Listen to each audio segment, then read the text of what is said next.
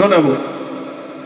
নামাজের গজল শোনাচ্ছিল, মনে আছে তো? ইনশাল্লাহ শোনাবো। যেহেতু মসজিদ কেন্দ্রিক আজকে আয়োজিত ধর্মসভা, মসজিদের সঙ্গে সম্পর্ক রাখতে হবে না? হবে না?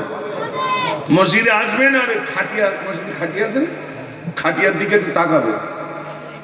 এত গাড়ি যায়, ওই গাড়িটা একদিন চাপতে হবে, হবে না ভাই? কার বাড়ির সামনে এসে দাঁড়াবে কেউ জানি না। আমি এই গজলটা প্রায় জায়গায় বলি। একদিন তোমারি নাম মসজিদ হবে না, একদিন তোমারি নাম মসজিদ হবে না। তৈরি দেখো, তৈরি রেখো সুন্নতি আমল ঈমান, একদিন তোমারি নাম মসজিদ হবে না।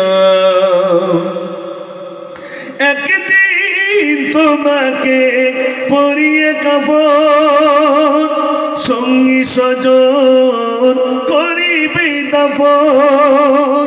হঠাৎ চলে গেল আদরের দল, প্রিয় মা বাবার ভাসি নয়ন।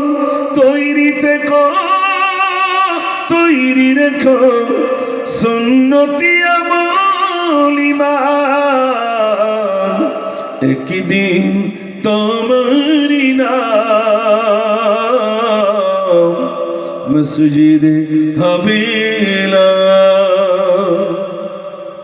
ভোরবেলা শুধু একটুখানি ইমাম সাহেব যদি বলে বিশেষ ঘোষণা, কান খাড়া করতে থাকবে। কার নাম বলে তার ঠিক নেই, ঠিক বলে না?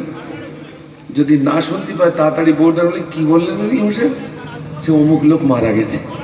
আরে সন্ধ্যেবেলা একসাথে চা খেলাম তো, দিন তো চার দোকানে চা খেলাম, এখন নেই নেই। ভাই ইদানিং একটা সোশ্যাল মিডিয়া দেখছিলাম, একটা বক্তা এরকম বক্তব্য